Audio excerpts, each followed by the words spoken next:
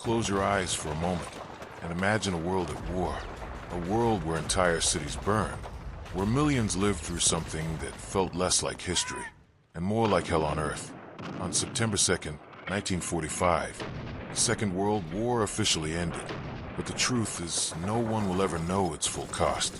We don't know the name of the very first person who died, and we don't know the name of the last. What we do know is that this war wasn't really about tanks, or planes, or ships. It was about people. Ordinary people. Soldiers in uniform. Children in narrow streets. Families in quiet villages. And strangers who, overnight, became allies or enemies.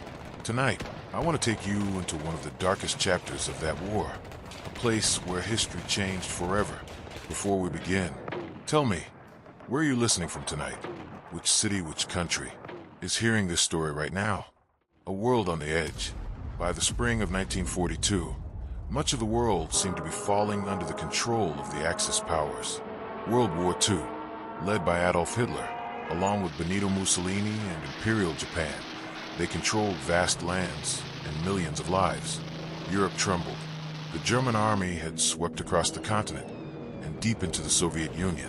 It felt unstoppable, but beneath that image of power, something was already breaking. The plan that should have worked, but didn't. In 1941, Germany launched its greatest invasion, Operation Barbarossa.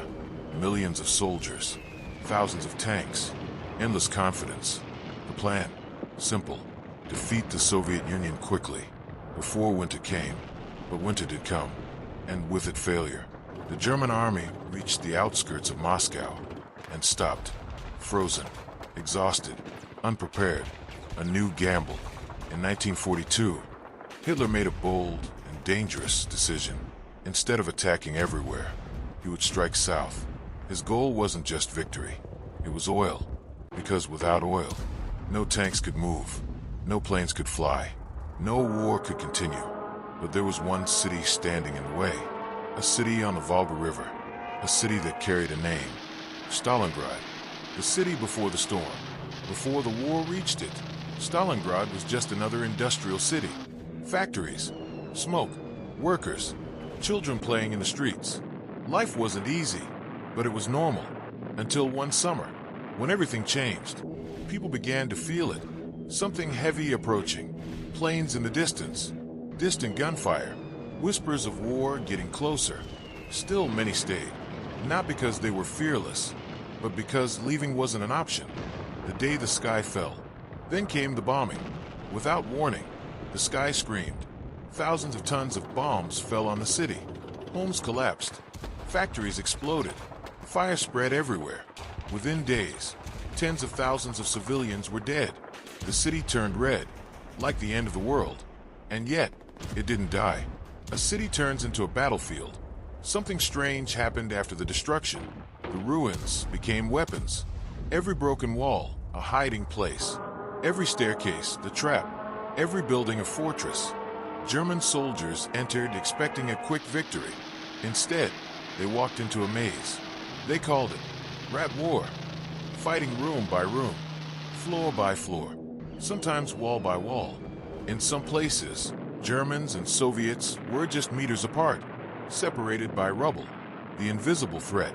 Then came the snipers, silent, patient, deadly. Among them was one man whose name spread like a legend, Vasily Zaitsev. He didn't just shoot, he waited, he studied, he became part of the city itself. 4 German soldiers, the fear was constant.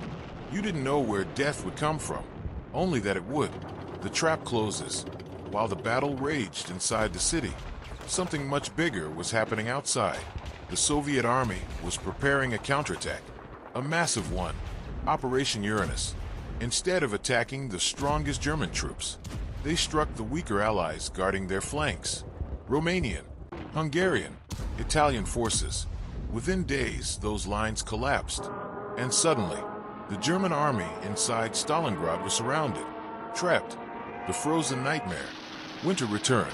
But this time, the Germans were the ones unprepared. No food, no fuel, no escape. Soldiers froze to death in the streets. Others starved. Some lost their minds. The army that once conquered Europe was now slowly dying in the snow. The end. Inside a cold, dark basement, the German commander faced reality. Friedrich Paulus. His army was gone. His men were dying, and Berlin still demanded, fight to the last man. But there was nothing left to fight with. So in the end, he chose to surrender. A turning point. Stalingrad didn't just end a battle. It changed the war. For the first time, Nazi Germany was clearly defeated. From that moment on, the balance shifted. Slowly, painfully, the tide turned. A final thought. If you listen closely, Stalingrad isn't just a story about war. It's a story about people, about endurance, about suffering, about a city that refused to disappear, even when everything around it turned to ash. And maybe that's the most important thing to remember. Not the dates, not the numbers, but the fact that, even in the darkest moments in history, there were still people who chose to stand instead of fall. If you enjoyed the story, tell me, what should the next one be? And tonight, sleep peacefully, because the world you're in now was shaped by moments like this.